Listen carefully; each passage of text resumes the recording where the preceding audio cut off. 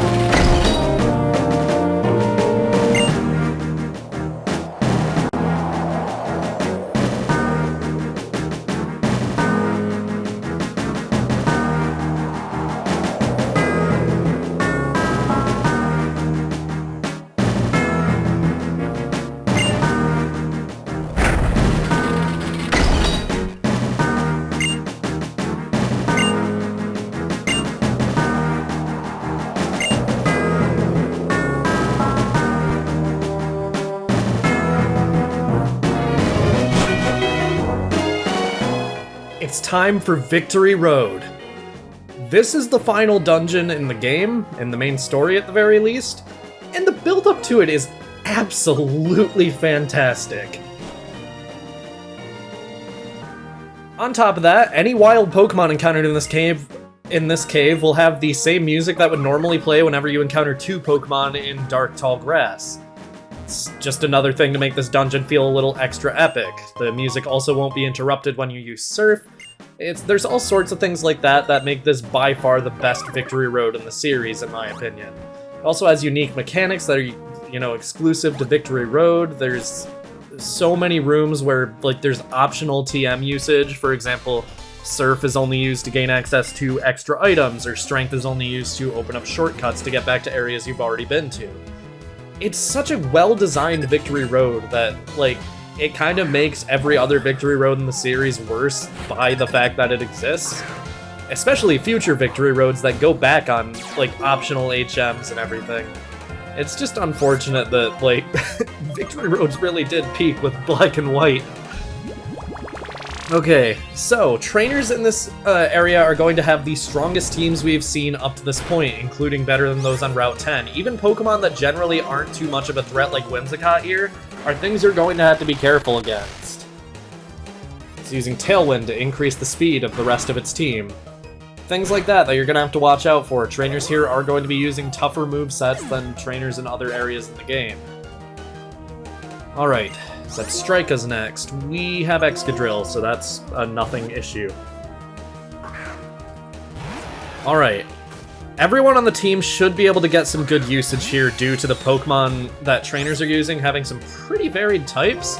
So I'm not too worried about who I'm leading with. Of course, I'm going to be leading with Stoutland for most of the area just because he hasn't really gotten his time to shine. But yeah.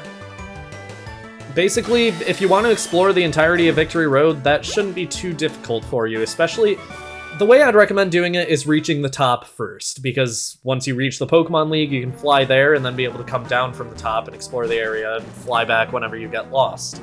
Not bad. It's a well-designed area, as I've already said. Listen, you can slide down the cliffs here. Watch me. Now you try it. That's a long way down. I can't do it. Okay. I can. Alright. Let's head in here. Surf is also used for shortcuts in rooms like this where it just, like, bisects the room.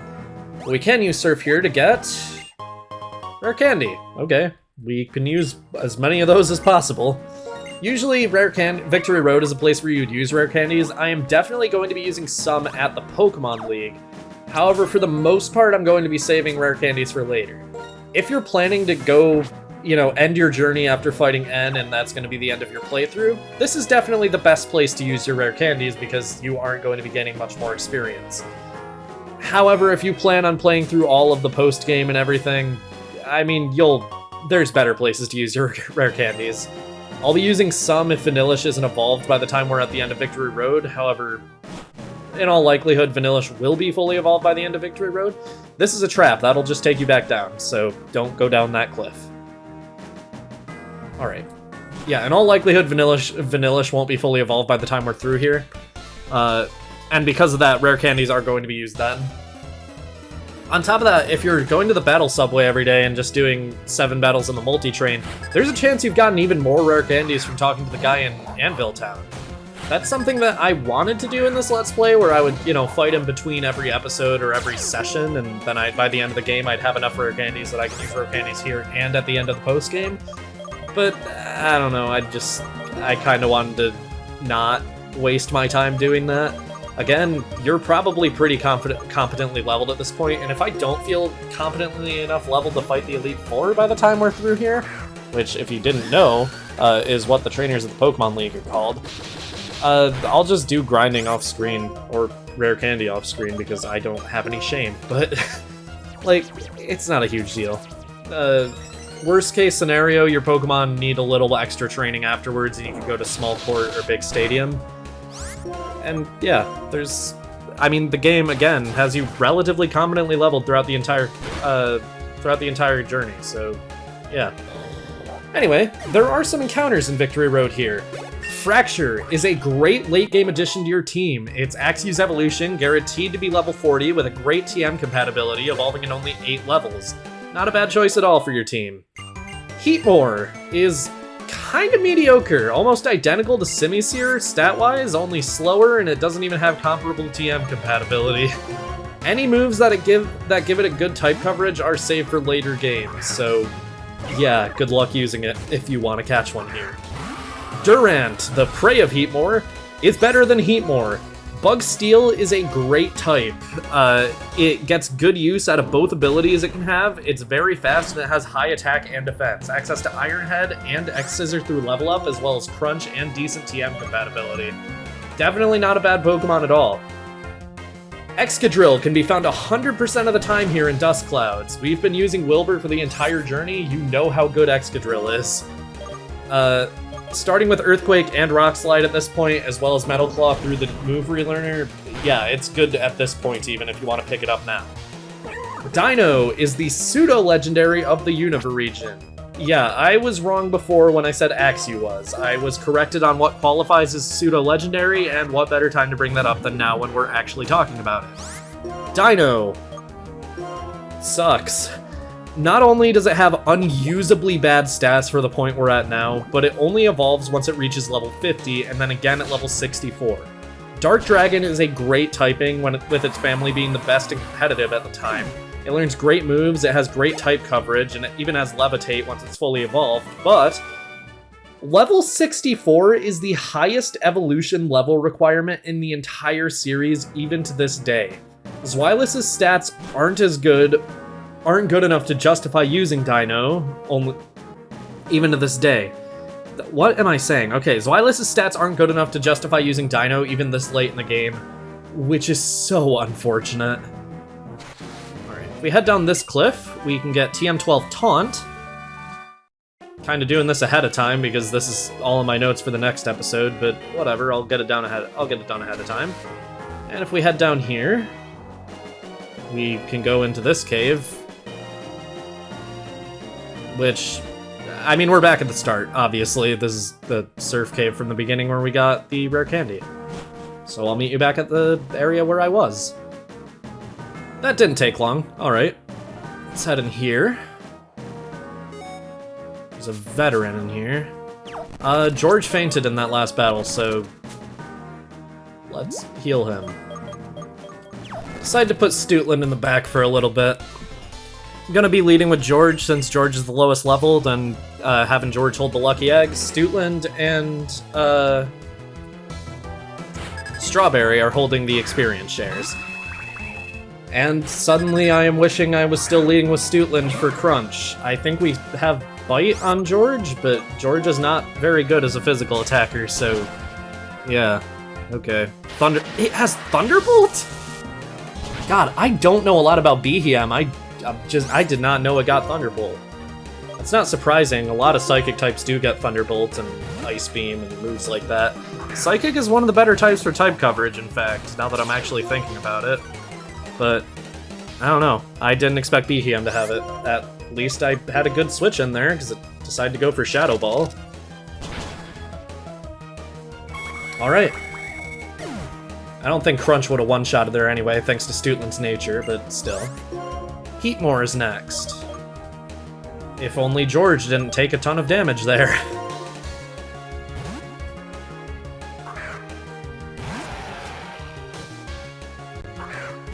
Alright, Heatmore. Wilbur can Earthquake that. And hopefully one-shot. Because if not, then we're gonna be taking a lot of damage from Flame Burst. Alright. Lilligant. Strawberry or Darunia? Strawberry... It can learn Teeter Dance. I don't want to risk Strawberry not being able to one-shot. Lilligant has pretty decent special defense. I'd rather just go for the insta one-shot with Fire Punch. Like so. Easy. Alright. And that should be it for this, veteran. Tiffany. Not bad, I like your strength. Thank you. I like my strength too. It's a good move for Stoutland. Let's head down here. I'm sort of doing a lot of guesswork here. I don't really know this Victory Road super well in terms of layout.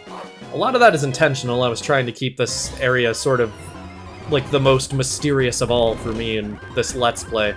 Just because I sort of know all of the dungeons except for like Twist Mountain in the Unova region. And it makes it kind of harder to commentate when like I can't react to stuff because I know what's happening. Okay, so we open up that shortcut. Use a Max Repel here. I think we're coming up on the end of the episode. This is just bringing us back to where we already were, but we do have a shortcut for when we go to the bottom now, so that's good. Let's head up here. Another Ace Trainer. Did she just say her Pokemon brag about her? I did not read that text, but okay. Ace Trainer Kathy. And Simisage.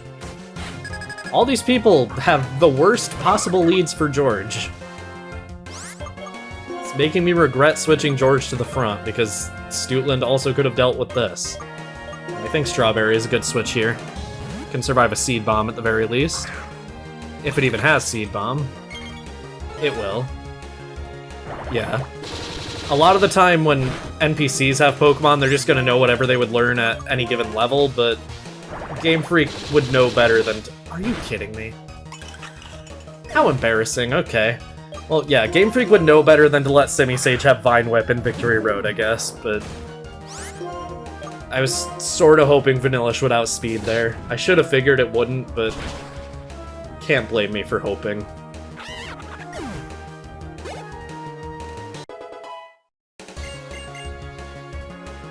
Simipour. Does she have Simisage and Simipour, but not Simisear? I could have sworn it said she only had 2 Pokemon. Okay, she has all 3. Okay. I thought it said she only had 2 Pokemon, so I was figuring, oh, she's gonna lead with Simisage and then have 2 other Pokemon, but nope, I was just wrong about the amount of Pokemon she has. Which I mean, okay. Makes it even more unfortunate that I had Strawberry out in the front. Strawberry would have... I don't know, Strawberry would have been a good lead. I don't know why I said Strawberry out in the front. Strawberry would have been a good Pokemon to have out in the front, because then it could have gotten off free Ice Beam or a free Blizzard, but that's fine. Earthquake will one-shot. We one-shot a Heatmore earlier, there's no shot it doesn't one-shot a Simisear. Stoutland's level 45. Stoutland is already becoming one of the strongest members of the team, in terms of level at least.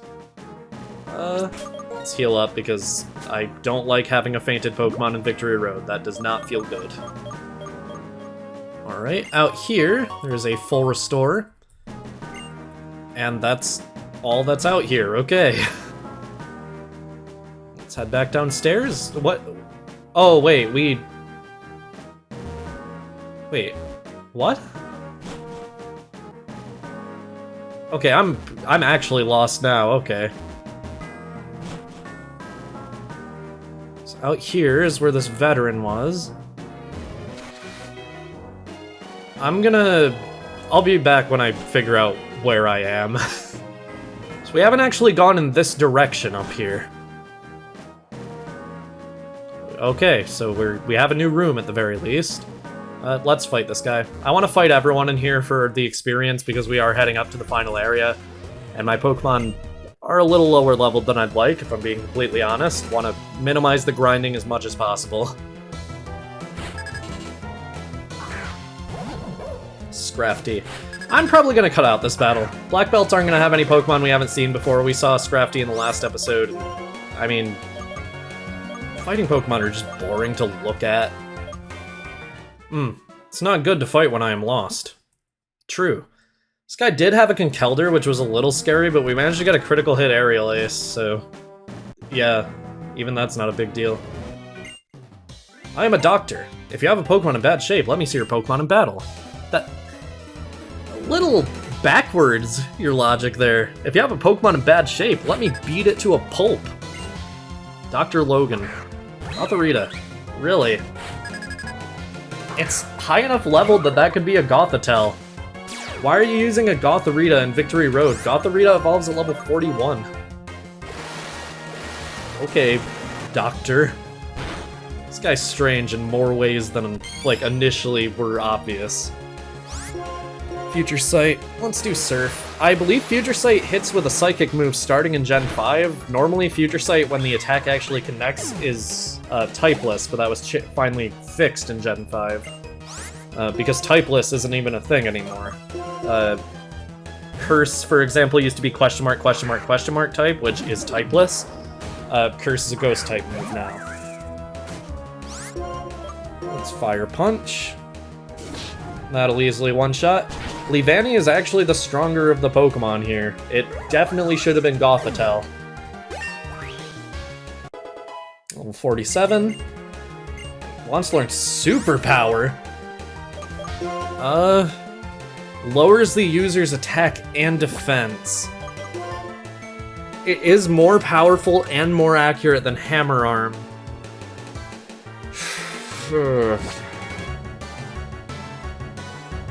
Honestly, we have Belly Drum. If we have an opponent where we're confident we can use Belly Drum and survive, we can use Superpower without major consequences. We'll be lowering our defense, but we'll only be lowering attack by 1 stage.